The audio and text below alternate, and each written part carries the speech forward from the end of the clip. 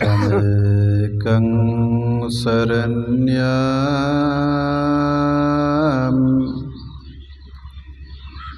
त्वमेकं वरण्यं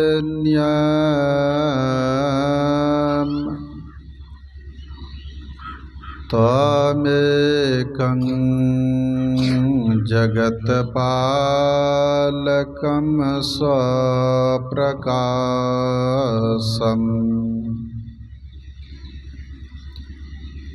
त्वमेकं जगत्कर्त्री पात्री प्रहर्त्री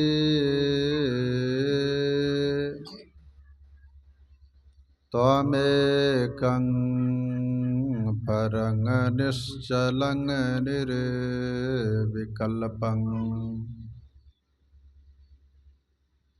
भूत भविष्य वर्तमान का जो प्रभु हैं अंतर्यामी विश्व व्योम में व्याप्त हो रहा जो त्रिकाल का है स्वामी निर्विकार आनंद कंद है जो कैवल्य रूप सुख धाम उस महान जगदीश्वर को है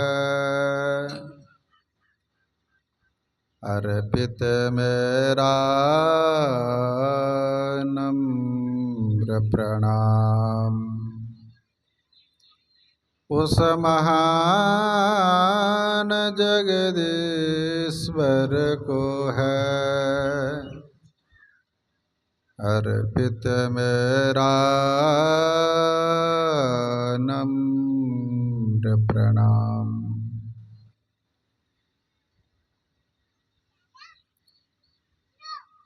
सर्वोच्च सिंहासन पर सुशोभित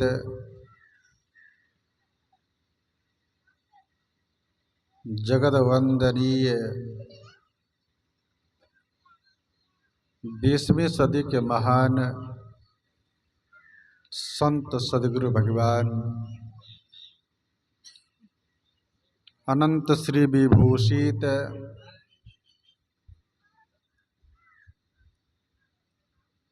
महर्षि में ही परमहंस जी महाराज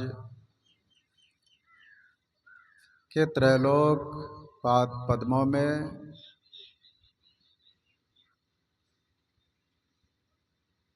तथा गुरुदेव के पावन श्री चरणों में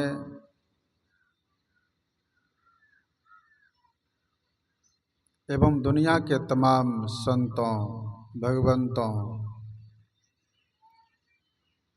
एवं पूज्य गुरुजनों के पावन श्री चरणों में अनंत बार कोटि कोटि प्रणाम।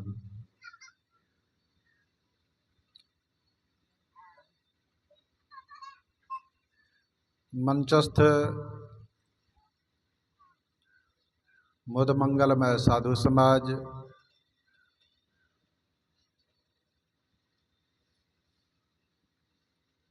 सत्संग प्रेमी महानुभावों, माताओं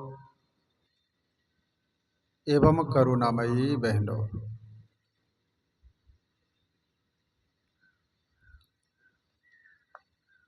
हम लोग यत्र तत्र से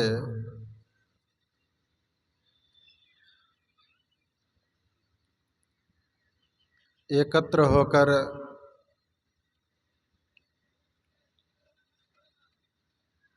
स्वर्गीय विंध्येश्वरी बाबू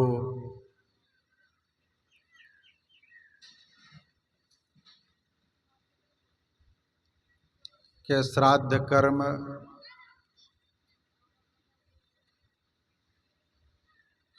के अवसर पर हम लोग उपस्थित होकर सत्संग से लाभ उठा रहे हैं।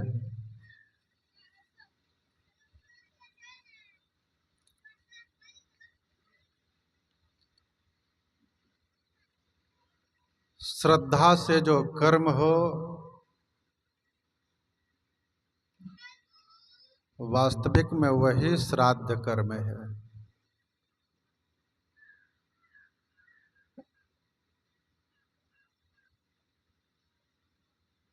तो श्रद्धा से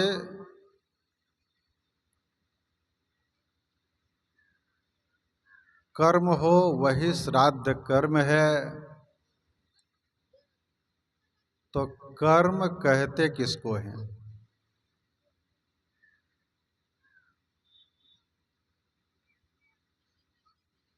संतों ने बड़ा ही सुंदर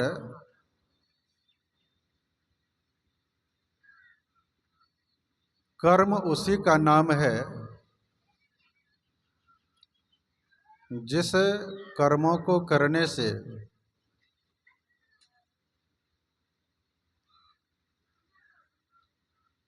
मानव के अलौकिक जीवन के साथ साथ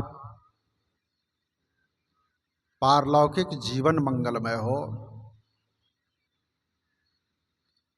वास्तविक में उसी को कर्म कहते हैं। आप लोगों को उदाहरण देकर के मैं थोड़ा समझाऊं।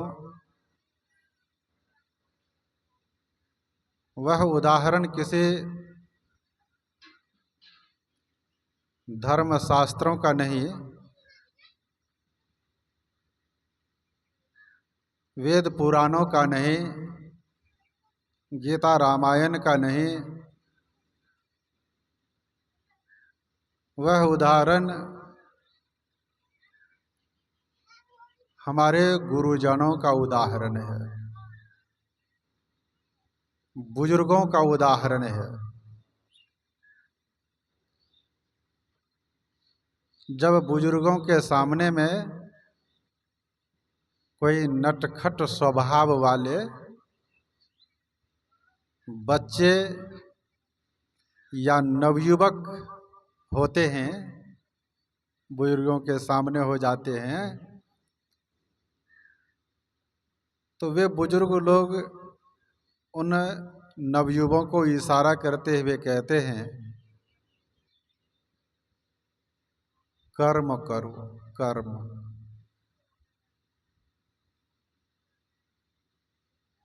उसके अधर्मों के बारे में वे बूढ़े बुजुर्ग लोग जानते हैं, इसीलिए कर्म करने की बातें कहते हैं।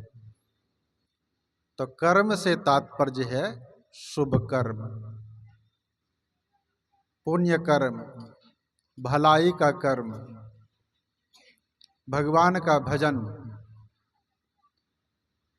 वास्तविक में यही कर्म है, यही सुकर्म है।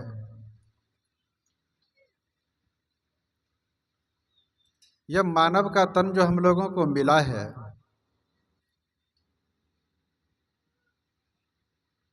कर्म करने के लिए ही मिला है। यहाँ हम लोगों का जो आना हुआ है, कर्म के लिए ही आना हुआ है, कर्म करने के लिए आना हुआ है, कर्म की खेती करने के लिए आना हुआ है। बड़ा ही सुंदर आया, यह दुनिया कर्म की खेती है, यहाँ करनी का फल मिलता है, यहाँ और कुछ का फल नहीं मिलता है। यहाँ करने का फल मिलता है। अपनी अपनी करनी से कोई हंसता है, कोई रोता है, निज स्वार्थ और दुराचार से मानवता को मिलाता है, पर उपकार और सदाचार से जन्म सफल हो जाता है। यहाँ भी परोपकार को कर्म कहा गया। भगवत भजन को कर्म कहा गया। बड़ी खुशी की बात है कि हमारे स्वर्गीय विंदेश्वरी बाबू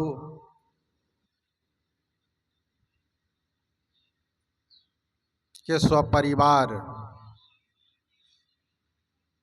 उसके भाई भतीजे सब, उसके सुपुत्र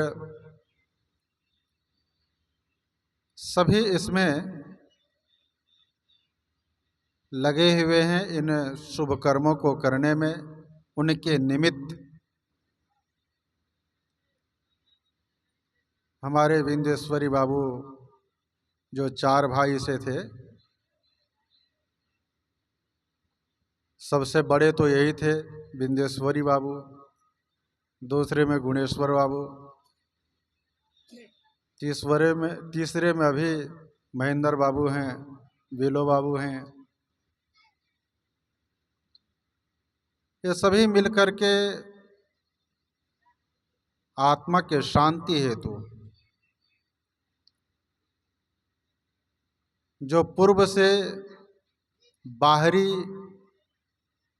कर्मकांड के माध्यम से गांव समाज को संतुष्टि दिलाने के लिए परिवार को संतुष्टि हो कि उनके निमित्त हम कुछ कर्म किए, तो बाहरी कर्मकांड भी कर रहे हैं। साथ ही साथ ज्ञान कांड का आयोजन किए हैं।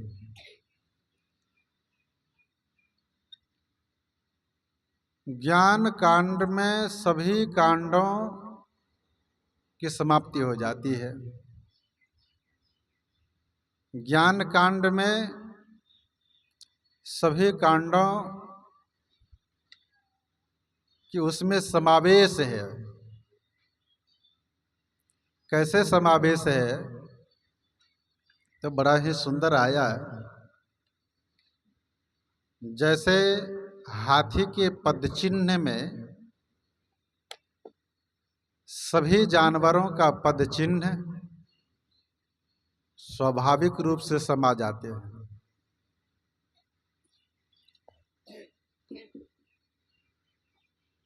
उसी तरह से ज्ञान कांड में सभी कांड समा जाते हैं।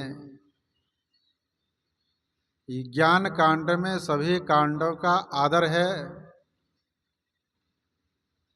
इसीलिए यहाँ पर ज्ञान कांड का भी आयोजन स्वपरिवार मिलकर के किए हैं।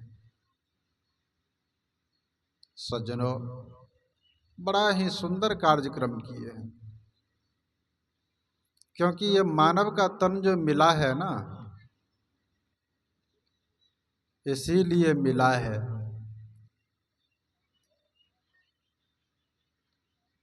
बड़ा ही सुंदर एक उपाख्यान आया है।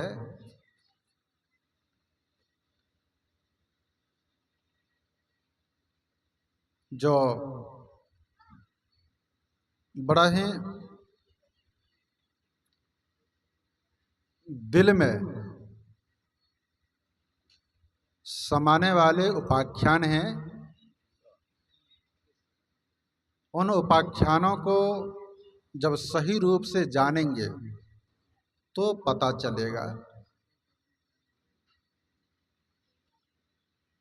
बड़ा ही सुंदर उदाहरण आया। हम लोग का रूप क्या है और इस संसार में हम लोग किस रूप से रह रहे हैं। हम लोगों का रहना किस रूप में है, जीना किस रूप में है,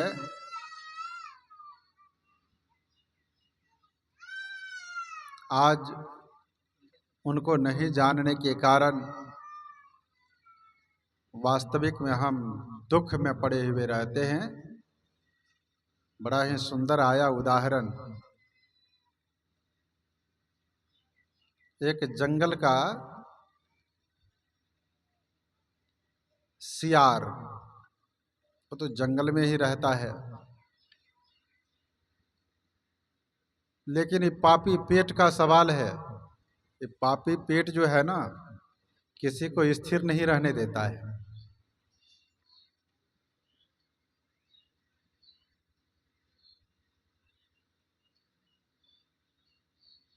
इसीलिए क्या मानव, क्या पशु, क्या पक्षी किसी को शांति से रहने के लिए नहीं देता ये पापी पेट।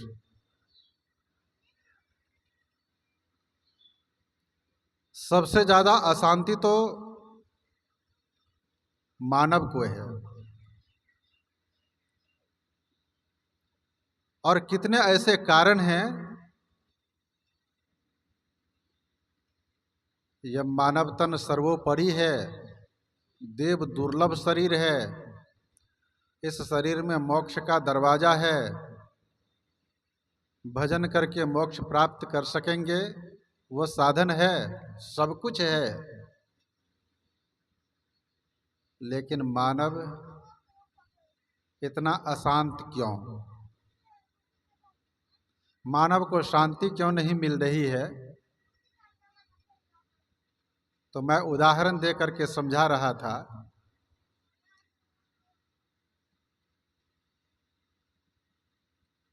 सतयुग में, द्वापर में, त्रेता में, सभी युगों में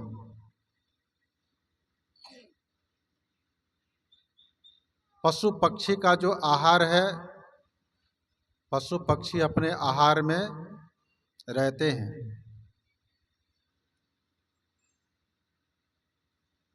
लता पत्रादि गाछ वृक्ष भी अपने नियमानुसार चल रहे हैं, लेकिन मानव के जीवन में अपने नियम नहीं रहने के कारण आज मानव दूसरा दुख भोग रहे हैं। मैं तो उदाहरण देता हूं,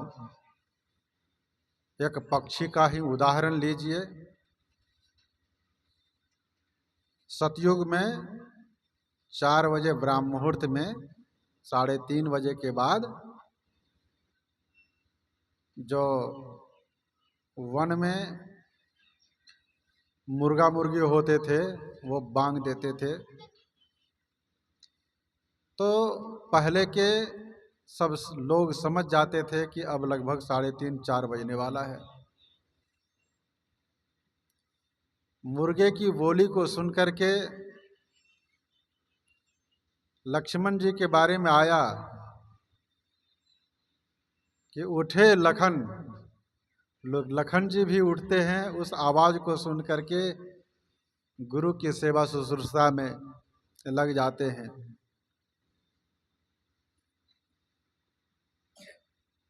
तो 4 बजे ब्राह्म मुहूर्त में वो बांग देता था उस समय, सतयुग में, त्रेता में दिया, द्वापर में दिया, अभी घोर कलयुग चल रहा है। अभी देता है कि नहीं भाई? अभी भी दे रहा है। सज्जनों, वे अपने नियम को नहीं छोड़े हैं। अब पशु में चलिए, गौ माता को हम गोहाल में रखते हैं ना, तो जो कुशल किसान होते हैं, गौ माता की रक्षा के लिए, उसकी व्यवस्था में, उसकी सुरक्षा में, उसकी विधि व्यवस्था में जो कुशल किसान होते हैं वे लगे रहते हैं। आजकल के किसान नहीं, आजकल अधिकतर आलसी किसान हो गए। खेती में तो खूब हैं, लेकिन खास करके अपने धर्मशास्त्रों के अनुसार पशुओं को पोसने में कम है।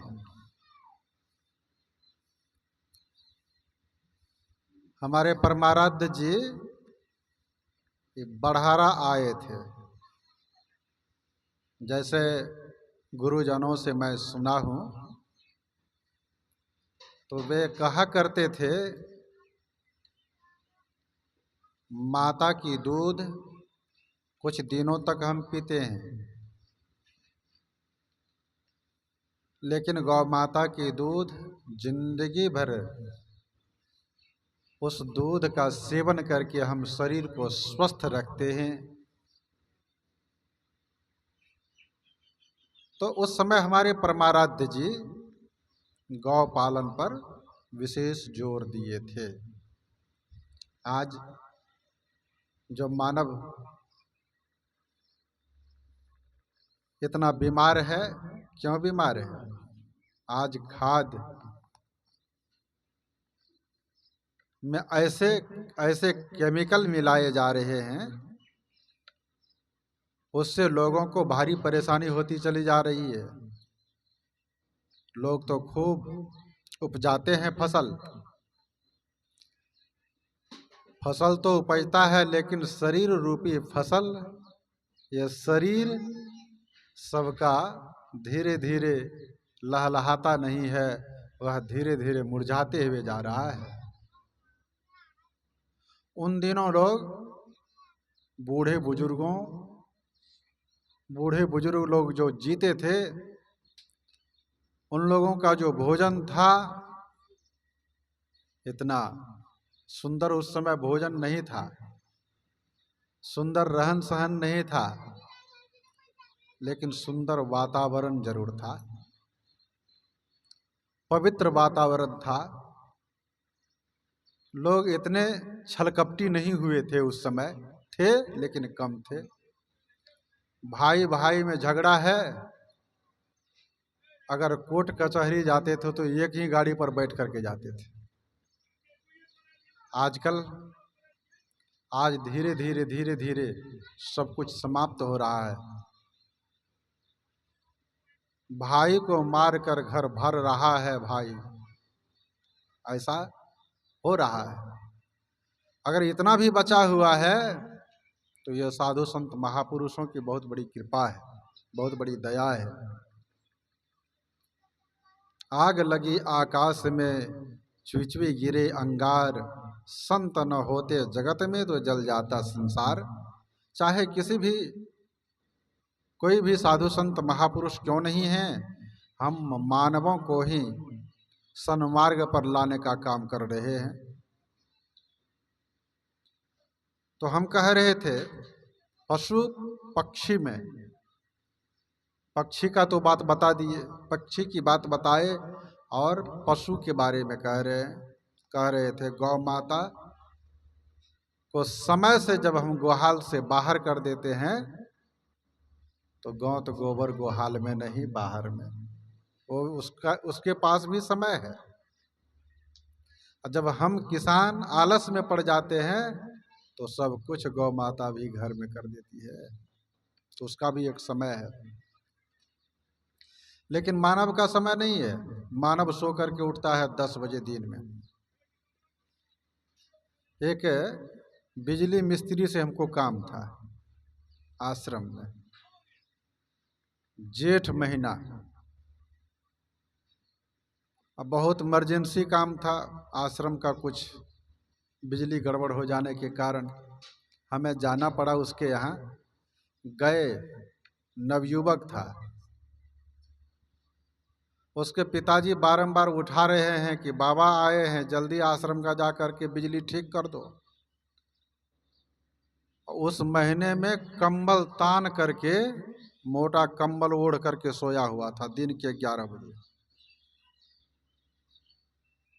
उसके पिताजी कहते कहते परेशान हो गए, अंत में एक बाल्टी पानी उसके ऊपर जा करके डाल दिए, फिर भी नहीं उठा।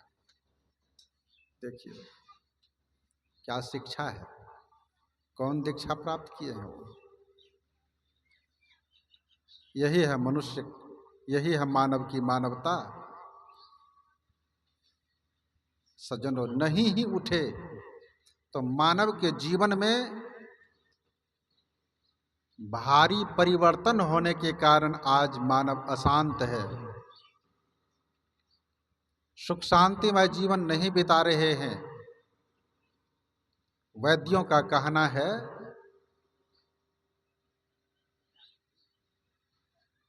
कि सुबह सुबह अगर तुम ब्राह्म मुहूर्त के बेले में भगवान का ध्यान भजन करके अगर तुम टहलते हो, सत्संग भजन करके टहलते हो, तो स्वास्थ्य में लाभ होगा। आज देखते हैं जो भारी से भारी आलसी आदमी है, अगर डायबिटीज पकड़ ले तो फिर डॉक्टर के कहना अनुसार चलते हैं, लेकिन संत सदगुरु के कहना अनुसार नहीं चलते। हमारे ऋषियों ने बड़ा ही सुंदर कहा, आलस्य ही मनुष्यानां शरीरस्थो महान रिपु नास्त्युद्मसो बांधुर्यं कृत्वा नावशीदति। आलस्य सबसे बड़ा शत्रु है हमारे आपके जीवन में, और हमारे आपके जीवन में परम पुरुषार्थी मित्र क्या है, उसी मित्र की पहचान तो हमारे संत सदगुरु कराते हैं। अगर सदगुरु के वचनों पर हम चलेंगे, सदगुरु का सच्चा वचन है, कच्चा वचन नहीं है, झूठा वचन नहीं है।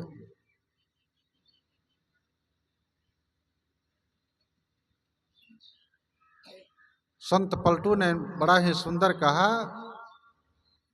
कि अगर तुम संतों के बताए मार्गों पर चलोगे तो तुम्हारा अहलौकिक जीवन के साथ साथ पारलौकिक जीवन मंगलमय होगा, नहीं तो कहना झूठा पलटू दास। आज तक में जो महान बने हैं, जो महानता को प्राप्त किए हैं, वे महापुरुषों की बातों को मान करके ही महानता को प्राप्त किए हैं।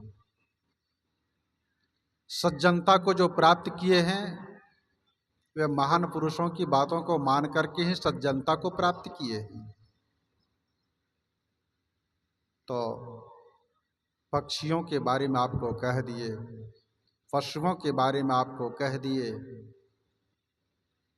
और मनुष्यों के भी बारे में कह दिए। अब एक वृक्ष के बारे में, लता पत्रादि के बारे में भी कुछ सुनने की आवश्यकता है। जैसे लजौनी है ना, लजौनी आहट पाते ही उसके सभी पत्ते सिकुड़ जाते हैं लजौनी के, लेकिन मानव उस सतयुग से ऐसा क्रम लजौनी में हम देखते चले आ रहे हैं, लेकिन मानव के जीवन में कोई लज्जा नाम की कोई चीज ही नहीं है। लजौनी में ठोकर लगते ही उसके पत्ते सिकुड़ जाते हैं, लजा जाते हैं। यहाँ पर बात रूपी ठोकर देते देते, डंटा रूपी ठोकर देते देते, पीठ पर मारते मारते भी संभलने वाला नहीं है।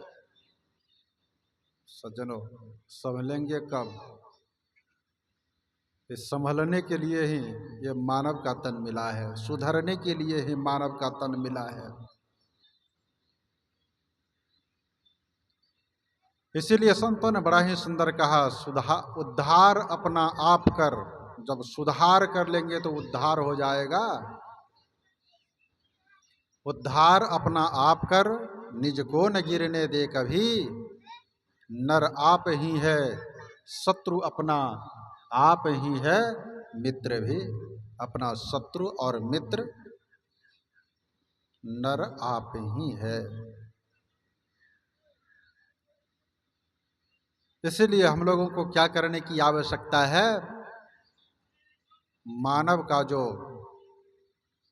जीवन है, बड़ा अनमोल जीवन है।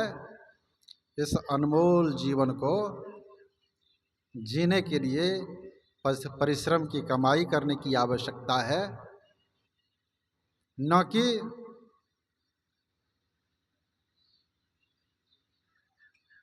अधर्मों की कमाई से जीवन यापन करना है। मैं बड़ा सुंदर एक उदाहरण देख रहा था, कह रहा था आप लोगों को कि एक जंगल से सियार भोजन की खोज करते करते जंगल से गांव घर आ गए।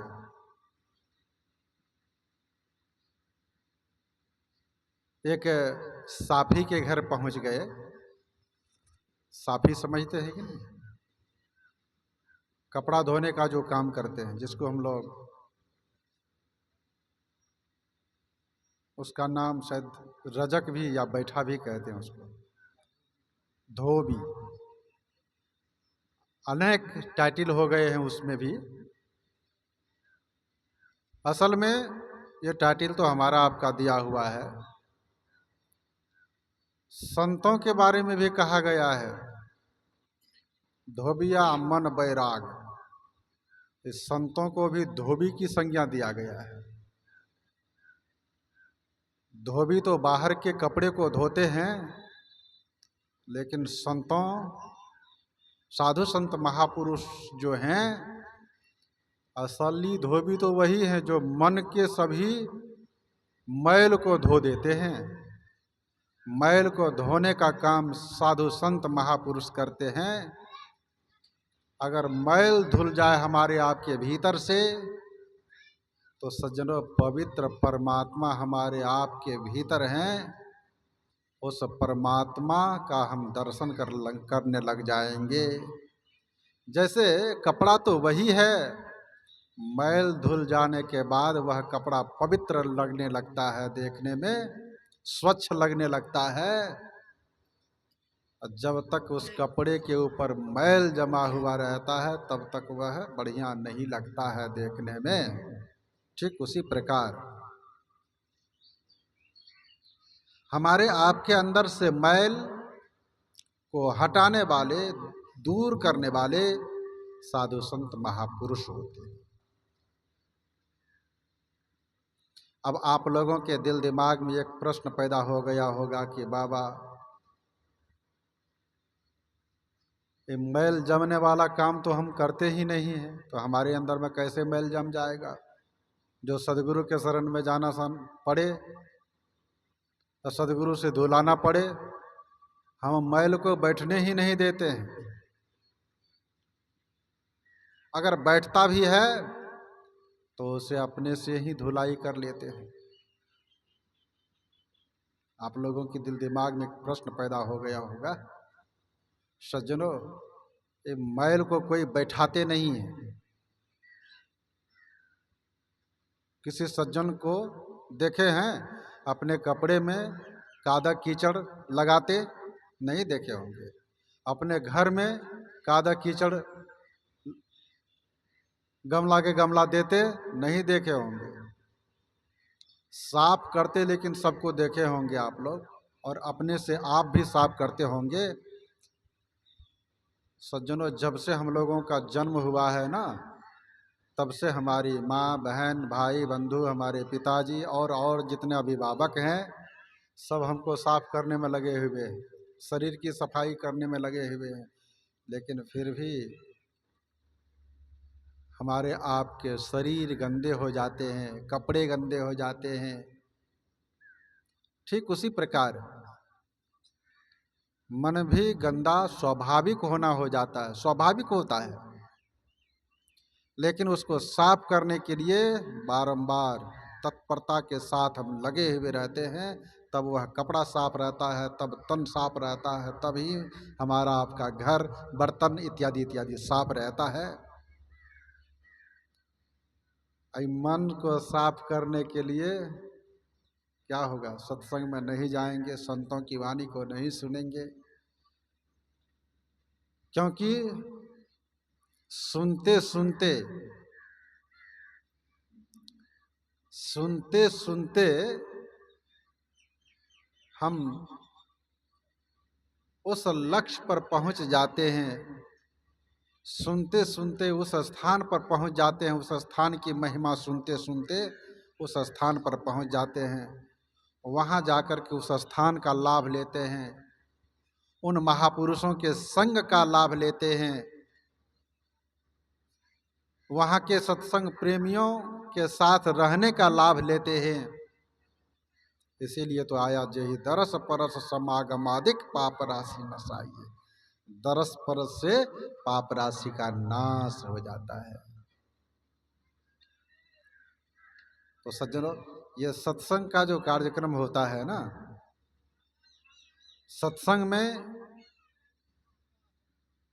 लोगों को बड़े आदर सूचक शब्दों के साथ कहा जाता है कि आदरणीय धर्म प्रेमी सज्जनों, भक्तिमती माताओं एवं करुणामयी बहनों, आइए फलाने के दरवाजे पे सत्संग हो रहा है, आइए, बड़े आदर सूचक शब्दों के साथ।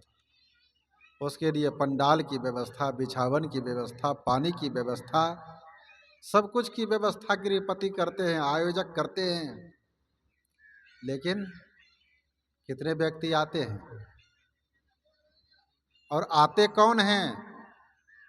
बड़ा ही सुंदर आया, आते कौन हैं और आते कौन नहीं हैं।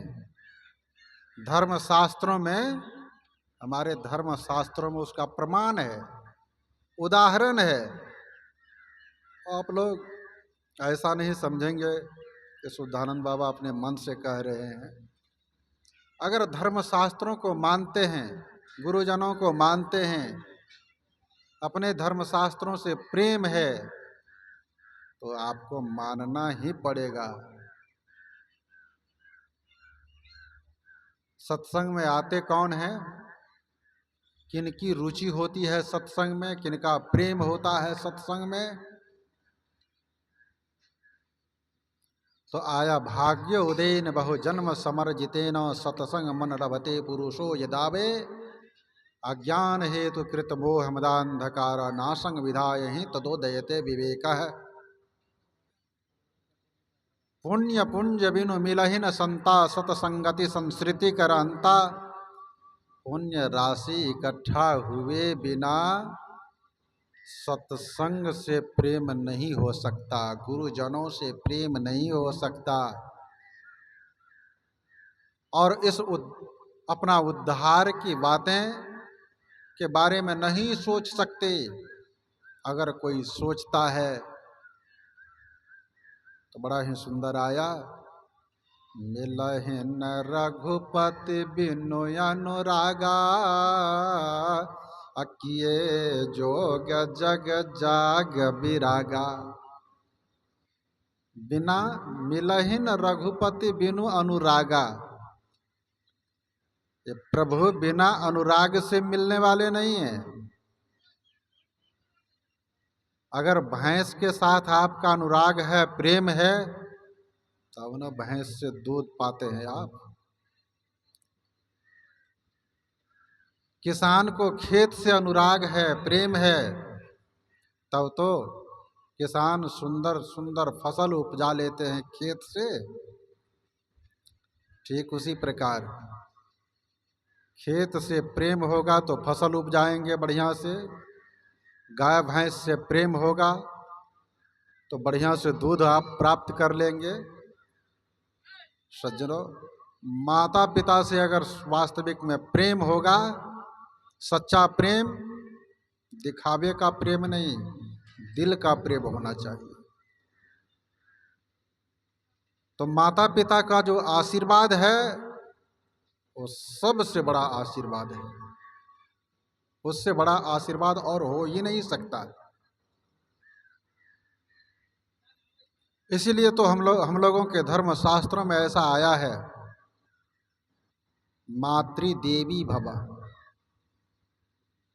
माता देवी की तरह है, भगवती की तरह है, दुर्गा की तरह है, काली की तरह है, सरस्वती की तरह है। पितृदेवो भव, पिता देवता के समान है। आचार्य देवो भवः, आचार्य देवता के समान। ये वेद में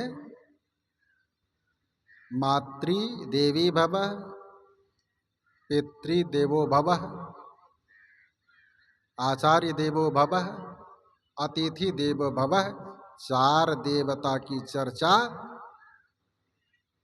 हम लोगों के धर्म शास्त्रों में, वेद में है। वेद को सही रूप से पढ़ेंगे तब तो अपने देव के बारे में जानेंगे सज्जनों। इसीलिए धर्म शास्त्रों के मुताबिक हम लोगों को कर्तव्य कर्मों को करने की आवश्यकता है।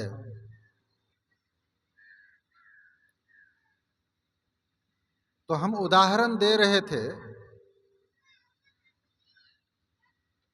हम इस संसार में किस रूप से रह रहे हैं।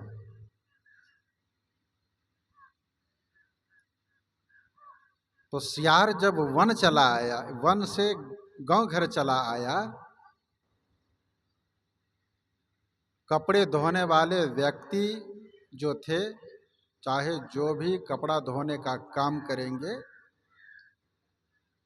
तो उसको उसी नाम से उसकी पुकार होती है। हमारे इस व्यास गद्दी पर जितने बैठे हैं, जितने प्रवचन कर रहे हैं, गा रहे हैं, तो सबको क्या कहते हैं? गायक जो है उसको गायक कहते हैं, जो महात्मा है महात्मा कहते हैं। अगर कोई चोर है और कुछ दिनों से साथ हो गए तो उसको भी लोग, देखने वाले लोग महात्मा कहते हैं, क्योंकि संग का रंग लगता है। उस धोबी के यहाँ वो सियार चला आया, भोजन की खोज करते करते जब आया ना, तो भोजन की खोज करते कुछ करते उस धोबी के यहाँ एक बड़ा वाला नाद था, जिस नाद में वो कपड़े को धोते थे, जिसमें नील टीनोपाल दे करके कपड़े को उसमें डुबा करके रखते थे, नील देने का काम करते थे। सज्जनों, वो सियार वो नाद पर जो चढ़ा ना, उसके शरीर में बैलेंस नहीं रहने के कारण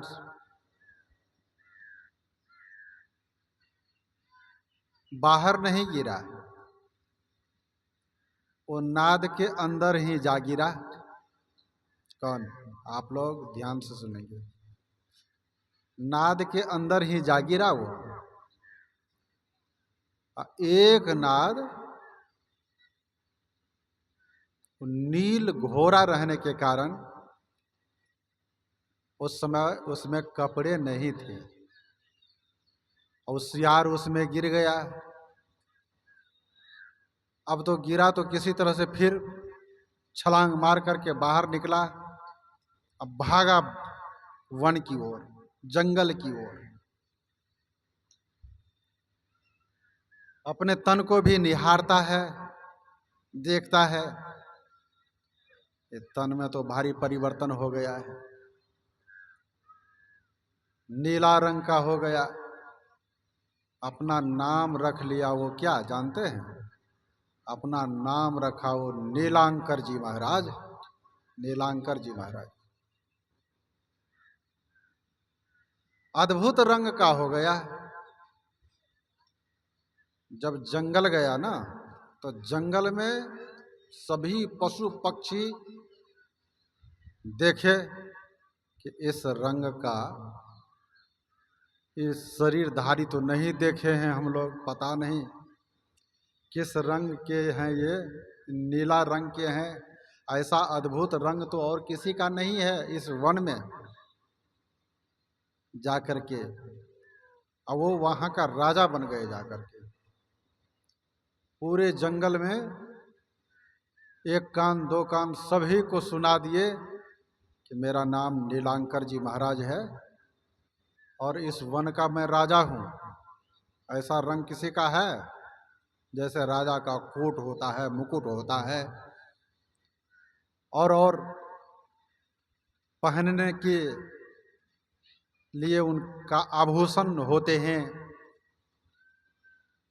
सभी पशु पक्षियों के दिल दिमाग में बैठ गया कि सही में ये नीलांकर जी महाराज ये राजा साहब हैं। सबके दिल दिमाग में बैठ गया। सबको आदेश फरमा दिए कि अब हम राजा हैं, हमारे सामने में एक झुंड समूह के साथ किसी को नहीं आना है और एक एक करके हमारे सामने में आना है, नमस्कार करना है, एक एक करके सबको मिलना है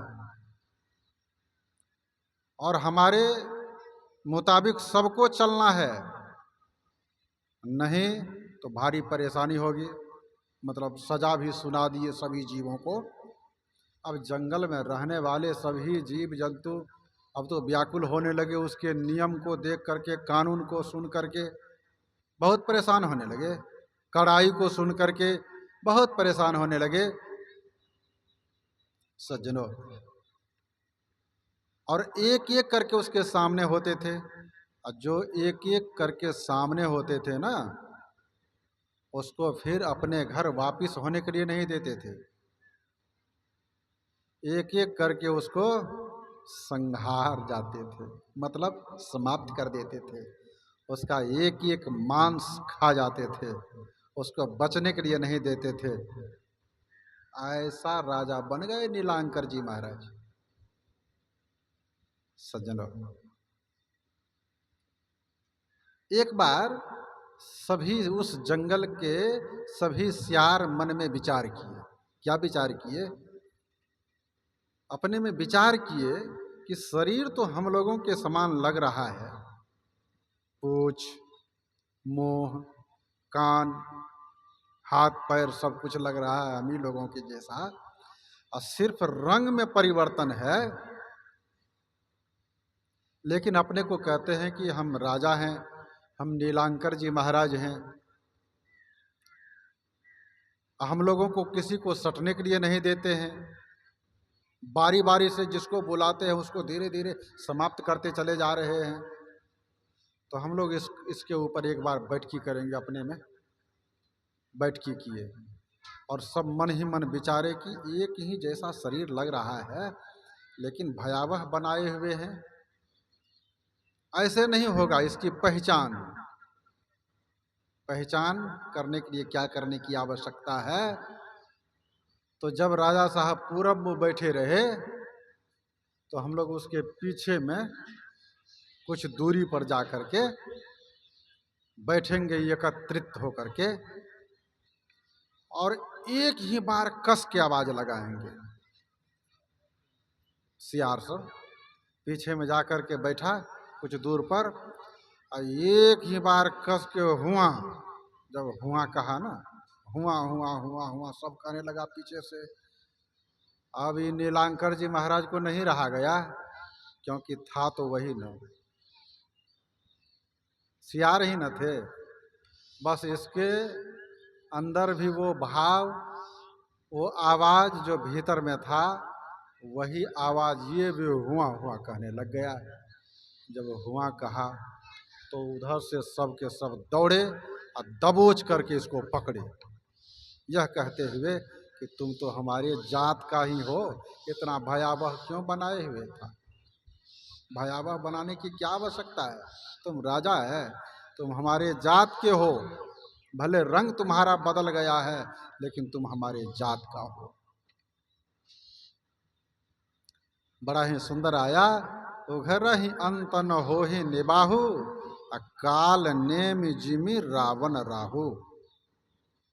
सज्जनों, यहाँ पर हम लोगों का जो आना हुआ है, भगवान का भजन करने के लिए आए हैं। लेकिन अहम में पढ़ करके, वहम में पढ़ करके हम अपने आप को इतने बड़े अहंकार की चोटी में अपने आप को ले जाते हैं कि उसके सामने उस अहंकार की चोटी पर चढ़ जाने के कारण न माता को माता समझते हैं, न पिता को पिता समझते हैं, न गुरु को गुरु समझते हैं, न आचार्य को आचार्य समझते हैं, न और पूज्य जनों को पूज्य जन समझते हैं। अपने को ही सबसे बड़े सर्वोपरि मानते हैं सज्जनों। इसीलिए सर्वोपरि तो परमपिता परमात्मा है। उससे अपने आप को, जब तक हम अपने आप को नहीं जोड़ेंगे तब तक, जोड़ मतलब उसी को तो योग फल कहा गया है। योग सीखो उपनिषद में हम लोग सुन रहे थे, योग करना है। हम लोग उस प्रभु से वियोग हो गए हैं, उस प्रभु से अलग हो गए हैं, इसीलिए दुसह दुख में पड़े हुए हैं। अब वे प्रभु हमें कह रहे हैं कि जो मैं हूँ वही तुम हो, तुम वंशक मैं वंश हो। हमारे परमाराध्य जी की वाणी में ऐसा है, जानत तुम्हारी तुम्हारी हो जाए। हम भी उसको जान करके वही हो जाएंगे। सज्जनों, हम जानने वाले कौन हैं? किस शरीर में उस परमपिता परमात्मा को जानेंगे? जानने का और दूसरा शरीर नहीं है, दूसरा मार्ग भी नहीं है। उस परमपिता परमात्मा को जानने के लिए इस मनुष्य शरीर में जानेंगे, और मनुष्य शरीर में जो साधु संत महापुरुष सदयुक्ति बतलाते हैं, उन सदयुक्ति के मुताबिक जब चलेंगे तो उस परमपिता परमात्मा को जान जाएंगे। इसीलिए तो हम लोग सुन रहे थे, योगहीनं कथं ज्ञानं मोक्षदं भवति भोः, योगो विज्ञानहीनस्तु न क्षमो मोक्ष कर्मणि। योगहीन ज्ञान भला मोक्ष प्रद कैसे हो सकता है? योगहीन ज्ञान, उस परमात्मा में अपने आप को जोड़ने वाला जो ज्ञान है वही मोक्ष प्राप्त कर सकता है, और उसके बगैर जो ज्ञान है योगहीन ज्ञान, योग से विहीन ज्ञान मोक्ष प्रद नहीं हो सकता है। और जब तक मोक्ष प्रद नहीं होगा, मोक्ष प्राप्ति नहीं होगी, मोक्ष की प्राप्ति नहीं होगी, तब तक पुनरपि जननं पुनरपि मरणं पुनरपि जननी जठरे शयनम, पुनः पुनः आवागमन के चक्र में पड़े रहेंगे, दुसह दुखों को भोगते रहेंगे। इसीलिए सज्जनों, इससे अगर छूटना चाहते हैं तो ज्ञानान मोक्ष मवाप्नोति। ज्ञान उसी को कहते हैं जिससे मोक्ष की प्राप्ति हो जाए। मोक्ष मतलब तो जानते ही हैं आप लोग, उसी को कहते हैं छुटकारा, उसी को कहते हैं बंधन से मुक्ति। तो हमारे आपके इस शरीर में बहुत बंधन है। पहला बंधन पड़ा देह का, दोसर तिरिया जान, तेसर बंधन पुत्र विचारो, चौथे नाती मान, इत्यादि इत्यादि बहुत बंधन है। इन बंधनों में जब तक हम पड़े रहेंगे, वासना में जब तक पड़े रहेंगे, तब तक इस जन्म मरण का चक्र लगा हुआ ही रहेगा। इसीलिए जन्म मरण के चक्रों से छूटने के लिए इस संसार में आए हैं। तो संसार में जैसे किसी व्यक्ति को नदी पार करना हो, तो नदी पार करने के लिए क्या करने की आवश्यकता है? नदी में वो जाता है और उस पानी को पैर से मारता है, हाथ से मार करके पीछे करता है, और जब तक पैर हाथ से उस पानी को मार मार करके पीछे नहीं करेंगे मानव, आगे बढ़ ही नहीं सकेंगे। बंधुओं, ठीक उसी प्रकार हम इस संसार में तन पाए हैं। अब पानी क्या है? यही तो संसार का बंधन है, संसार की आसक्ति है। संसार के अनेक बंधनों में हम पड़े हुए हैं। इन बंधनों से आगे निकलने के लिए, इन बंधनों से छूटने के लिए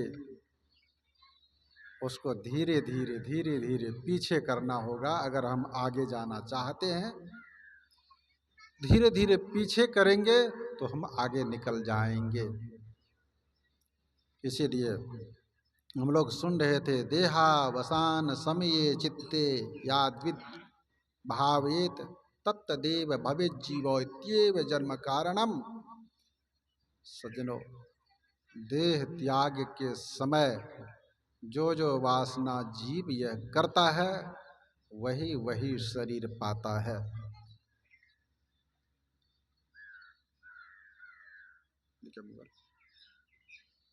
मुगल दिया ना। सज्जनों, वही वही जीव करता है।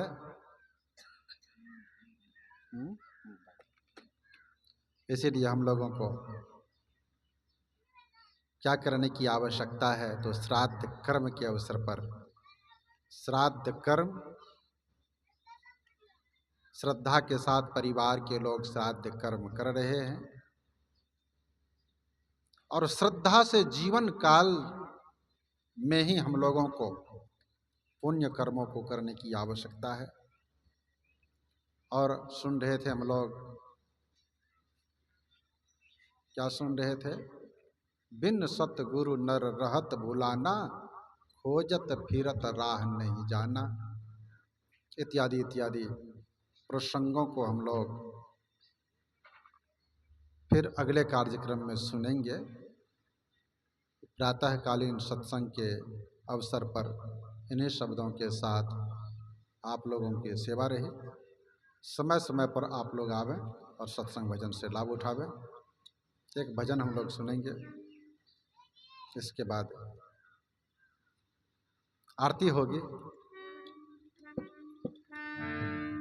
इसके बाद हमारे गवैया जी से आप लोग सुनेंगे। हमारे आगे माइक है तो हारमोनियम है, तो एक भजन हम से सुनिए पहले।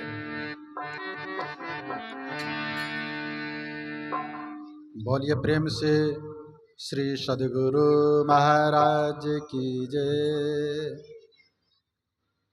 श्री सद्गुरु महाराज की जय।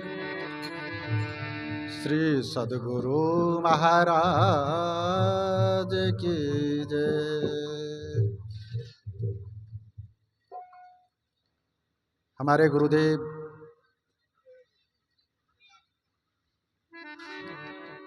के पद्य में है,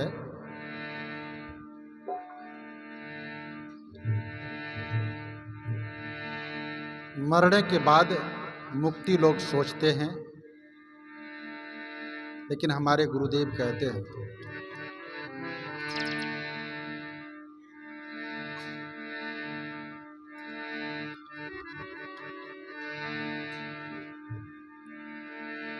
भाई मुवे मुक्ति नहीं आसा है।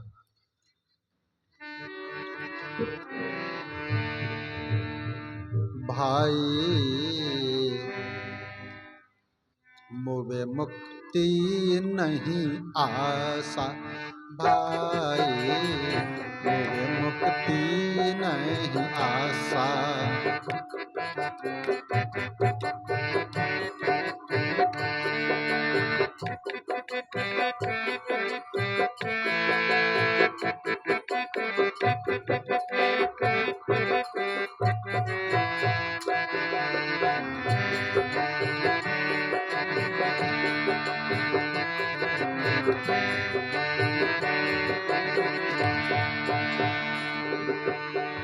जप तप तीरथ व्रत दान बहुत,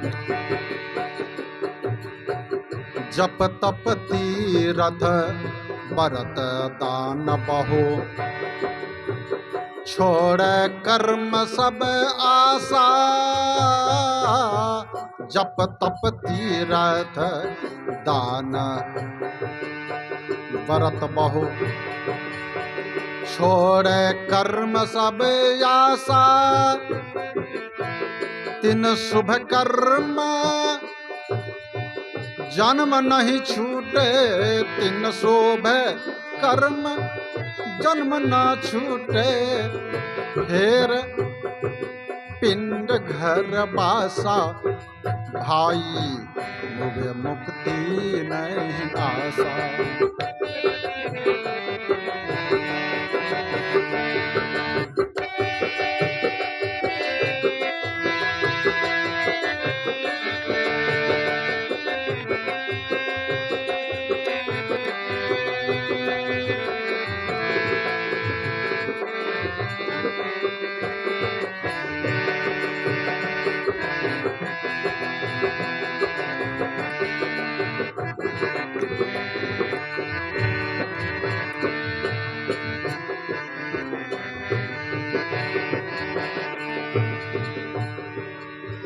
उदाहरण बड़ा ही सुंदर दिया गया।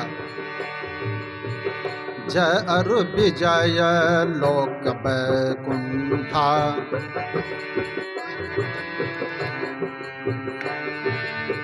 जय अरु विजय लोक बैकुंठा, श्वेत ब्रह्म संग पासा, श्वेत ब्रह्म संग पासा,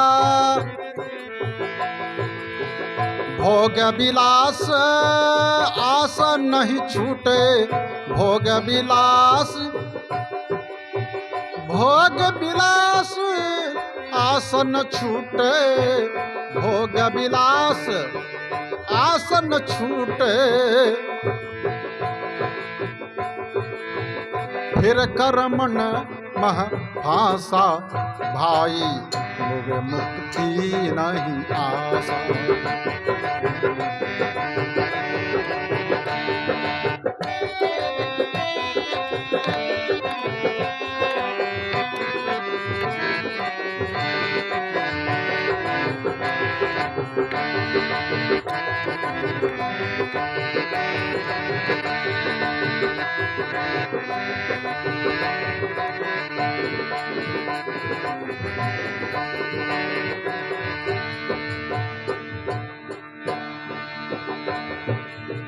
प्रभु पद ध्यान धरो निसेवासर, प्रभु पद ध्यान धरो निसेवासर, कर सतसंग अभ्यासा,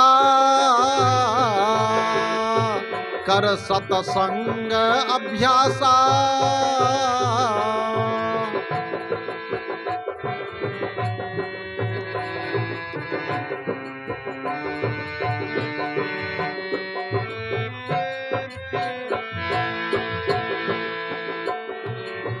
गुरु पद ध्यान धरो निसेवासर, कर सतसंग अभ्यासा,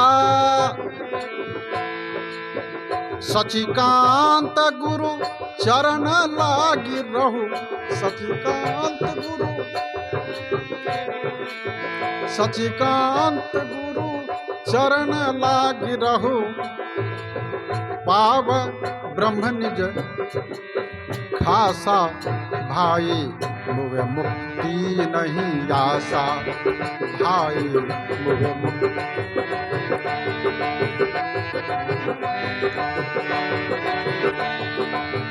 भाई मुझे मुक्ति नहीं आशा, भाई मुझे मुक्ति नहीं आशा। सज्जनों, इन्हीं शब्दों के साथ आप लोगों की सेवा रही। विशेष रूप से फिर हमारे स्वर्गीय विंध्येश्वरी बाबू के निमित्त जो यह कार्यक्रम चल रहा है, आप लोग समय समय पर आवें। विशेष रूप से हम लोग और सुनेंगे। बोलिए प्रेम से श्री सद्गुरु महाराज की।